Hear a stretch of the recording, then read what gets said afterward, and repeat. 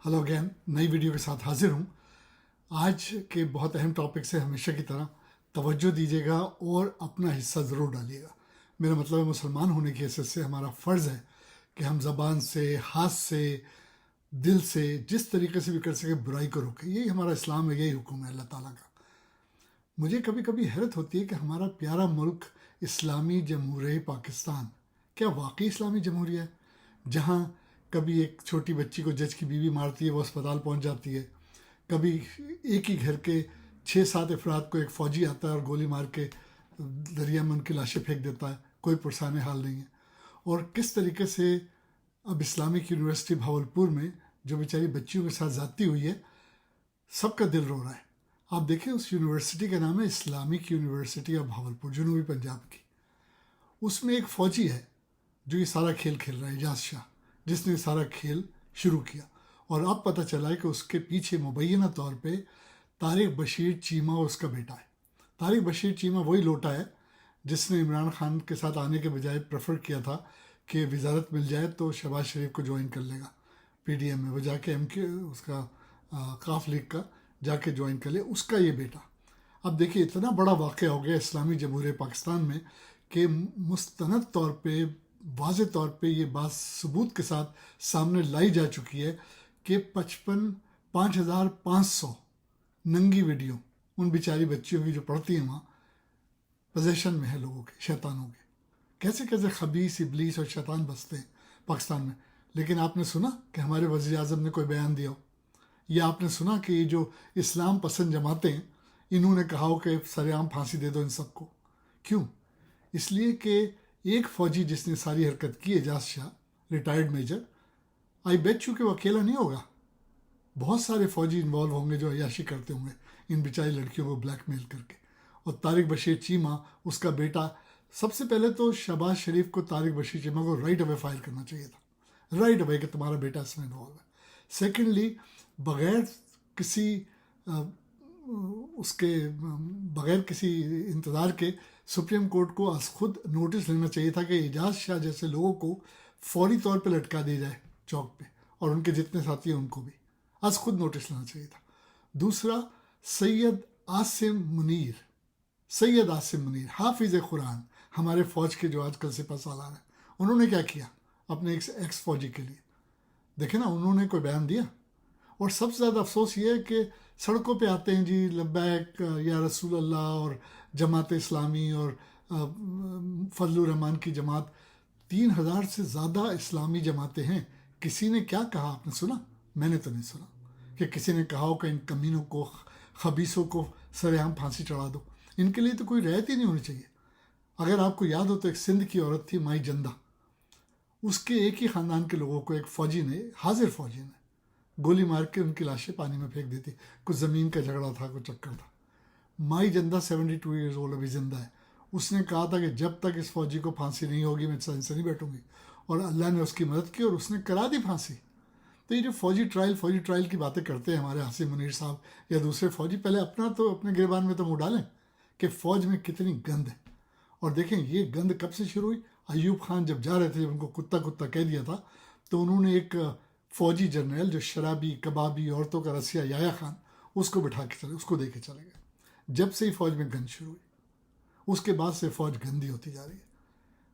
मैं पहले भी कह चुका हूँ, आपने कभी सुना कि हमने 3 जंगें लड़ी, हम दहशत गर्दों को भी मार रहे हैं, हर वक्त फ़ौज अपना बजट बढ़ाती रहती है, कहानियाँ सुना सुना के कौम को? कभी आपने सुना कि कोई कर्नल शहीद हुआ, कोई जनरल शहीद हुआ, कोई लेफ्टिनेंट कर्नल, कोई बड़ा अहदेदार का शहीद? नहीं, ये तो सिर्फ ज़मीनें बटोरते हैं रिटायर होके, बड़े बड़े अहदे लेते हैं रिटायर होके। इनका काम यही है, हुकूमत अमल दखल करना। और इनमें बड़ी बरदरी है आपस में, बड़ा ब्रदरहुड है।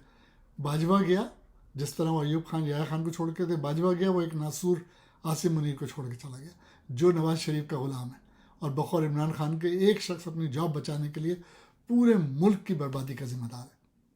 अब देखिए, 5 दिन बाद यानी 9 अगस्त को ये हुकूमत की मुद्दत ख़त्म हो जाएगी।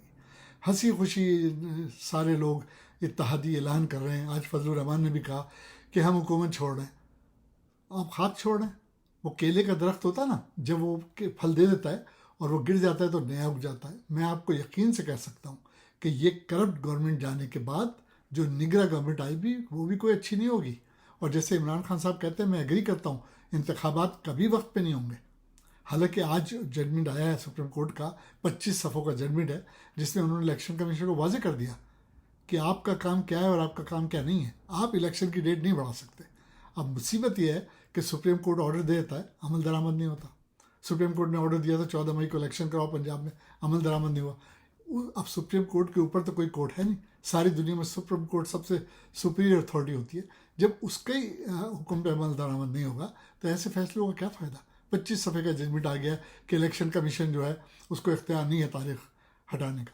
تو اب تاریخ اگر بڑھا دی تھی الیکشن کمشنر نے تو الیکشن کمشنر کو سیک کرو بھائی، اس کو نوٹس لو سپریم کورٹ میں، اس کو فائر کرو، اس کو نااہل کرو. اس کو کیوں نہیں نااہل کیا 25 صفحے کے ججمنٹ میں؟ جب ایک بات آپ نے ججمنٹ دے دیا سپریم کورٹ نے کہ وہ نہیں کر سکتا تھا الیکشن کمشنر، آگے ڈیٹ نہیں بڑھا سکتا تھا، تو توہین عدالت ہو گئی نا. توہین عدالت میں اس کو نااہل کرو نہیں. اور افسوس یہ ہے اس ملک کے لیے، اسلامی جمہوریہ پاکستان کے لیے، کہ 5 نام نگراں وزیر اعظم کے جو زیر غور ہے، وہ کون اپروو کرے گا اس میں سے نگراں وزیر اعظم؟ جو بھگوڑا، کنوکٹڈ منی لانڈر، ساری دنیا کا بدنام زمانہ پاکستان کا سابق وزیر اعظم نواز شریف. اس کو نام بھیجے گئے کہ اس میں سے آپ بتائیے کہ ہم کس کرپٹ آدمی کو پاکستان کی نگراں حکومت کا وزیر اعظم بنا دے تاکہ وہ وہی پالیسی اختیار کرے جو ہماری پالیسی ہے. دوسرا یہ کہ ابھی آپ نے دیکھا ہوگا کہ ہماری قومی اسمبلی نے جلدی بہت سارے قانون پاس کر دیے. اس میں یونیورسٹیز بنانے کا بھی قانون، دھڑا دھڑ یونیورسٹیز. اب آپ دیکھیں مولانا چترالی جو جماعت اسلامی کے ہیں، انہوں نے کہا بھائی اتنے ساری یونیورسٹی بناؤ گے، پہلے یہ تو سنبھالو کہ اسلامیہ یونیورسٹی بھاولپور میں کیا ہو رہا ہے. اور آپ یقین کریں یہ سب بچ جائیں گے اتنی کرپشن کے باوجود. لیکن ان لڑکیوں کی جو زندگی برباد ہو گئی، جن کے ویڈیوز بنا دیے. اور دیکھیے ابھی ایک آدمی ہے جس کو اللہ نے ہدایت دے دی ہے، وہ مریم نواز کے ساتھ کام کرتا تھا. اس نے ویڈیو ڈالی ہے، شاید آپ نے بھی دیکھی ہو، کہ اس نے کہا کہ مریم نواز گندی ترین عورت ہے پاکستان کی.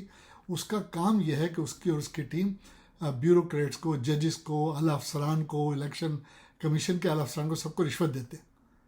اور جو بڑا افسر رشوت لے لیتا ہے، جو جج رشوت لے لیتا ہے، جو فوجی رشوت لے لیتا ہے، پھر ان کی دعوت کرتے ہیں، وہاں ان کو شراب پلاتے ہیں، لڑکیاں سپلائی کرتے ہیں اور ان کی ویڈیو بناتے ہیں.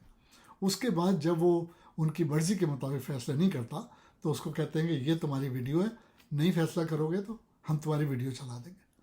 مجھے شک ہے کہ یہ جو دلاور ہے، یہ جج ہمایوں دلاور جو عمران خان کی جان کے پیچھے پڑا ہوا ہے، اس دلاور کا ابھی میں فیس بک پہ، میں نے کہا میں پہلے دیکھ کے بات کروں بجائے سنائی بات. میں اس کی فیس بک پہ گیا تھا. یقین کریں اس کا فیس بک پیج آپ بھی کریں، دلاور کے نام سے وہ فیس بک اس کا ہے. اس کا فیس بک لگتا ہی نہیں کہ کسی جج کا فیس بک ہے. بالکل سیریس نہیں ہے. عجیب قسم کی چیزیں اس نے پوسٹ کی ہوئی ہیں. اسی نے عمران خان کے خلاف بہت ساری چیزیں پوسٹ کی تھی جو بعد میں ڈیلیٹ ہو گئی. لیکن وہ یہ بھول گئے کہ ٹیکنالوجی ایسی ہے کہ آپ جب چاہیں اس کو ریکور کر لیں. اور عمران خان نے کہا ہے کہ 90 ڈیز میں ریکور ہو جاتی ہیں، لیکن اگر آپ فیس بک سے رابطہ قائم کریں تو وہ 1 سال میں بھی ریکور ہو جاتی ہے. اس جج کے خلاف اپیل کی گئی کہ بھائی اس کو چینج کیا جائے. عمران خان نے کہا ہمیں کوئی اعتماد نہیں ہے، ہمیں اسلام آباد ہائی کورٹ کے چیف جسٹس پر بھی اعتماد نہیں. اس درخواست کا فیصلہ یہ آیا کہ نہیں، دلاور ہمایوں ہی سنے گا آپ کا کیس. یعنی آپ ایک آدمی ثابت ہو گیا کہ کرپٹ ہے، مخالف ہے، دشمن ہے، آپ پارٹی کو اسی کے پاس بھیج رہے. یہ تو بہت ہی زیادتی کی بات ہے. کس قسم کا قانون ہے پاکستان میں؟ میں ابھی گوہر خان کو سن رہا تھا، عمران خان کے وکیل کو. انہوں نے کہا بھائی ہمیں تو امید ہی نہیں تھی کہ ہائی کورٹ یہ فیصلہ کرے گا کہ واپس اس کے پاس جاؤ. وہ تو چھوٹا جج ہے سیشن کورٹ کا. اب دیکھیں میں بار بار آپ کو ریمائنڈ کراتا ہوں، میں بھی جوڈیشری کا آدمی ہوں. میں 2 لاء اسکول میں گیا ہوں، 4 سال کام کیا جوڈیشری میں. جو کچھ آج کل ہو رہا ہے ہماری عدالتوں میں، یہ قطعی طور پہ پاکستان کے منشور کے مطابق نہیں ہے، جسٹس سسٹم کے اور جوڈیشری کے مطابق نہیں. یہ اندھیر نگری چوپٹ راج ہے. اب آپ دیکھ لیجیے گا کہ نگراں حکومت آئے گی، وہ کبھی بھی الیکشن نہیں کرائے گی 90 ڈیز میں. نگراں حکومت آئے گی، اس کو آلریڈی انہوں نے پاور دے دی ہے کہ وہ اپنی مدت ایکسٹینڈ کرے گی اور وہی کچھ کرے گی جو یہ شہباز شریف وغیرہ کر رہے تھے. بس آپ یہ سمجھ لیں کہ چور کا بھائی گرا کٹ، چور جا رہا ہے گرا کٹ آ رہا ہے. اللہ جانے اس ملک کا کیا ہوگا. بڑی دلی تکلیف ہوتی ہے. ایک اللہ کرے کہ ایک مائی جندہ اور پیدا ہو جائے اور وہ ان فوجیوں کو صحیح کر دے جو کرپشن پھیلا رہے. ابھی آپ دیکھیے گا انویسٹیگیشن ہو رہی ہے بھاولپور یونیورسٹی کا، اس میں کتنے بڑے بڑے نام آئیں گے، لیکن ان سے کچھ فائدہ نہیں. کیونکہ جہاں کی پاکستان کی عدلیہ مجبور ہو، جج رشوت خور ہوں، بیوروکریٹس کرپٹ ہوں، الیکشن کمشنر چوروں اچکوں کے حکم پہ چلتا ہو، اس حکومت میں کیا ہو سکتا ہے؟ آپ کیا امید کر سکتے ہیں؟ اب عمران خان صاحب کا اگر بیک گراؤنڈ آپ دیکھیں تو ان کے دادا ڈاکٹر، ان کے والد لندن کے پڑھے ہوئے، ساری بہنیں پڑھی لکھی، سرجن، بزنس وومن. اور اگر نواز شریف کو دیکھیں تو ان کی اماں ڈھول پیٹتی تھی، ان کے دادا گانے والیوں کی گلیوں میں جا کے پھول وول بیچا کرتے تھے. تو نسل کا بڑا فرق ہوتا ہے، خون کا بڑا فرق ہوتا ہے. خون تو ہم نہیں بدل سکتے، لیکن ہمیں کوشش کرنی چاہیے کہ اسلامی جمہوریہ پاکستان واقعی اسلامی جمہوریہ پاکستان بن جائے. اب تک کے لیے اتنا ہی.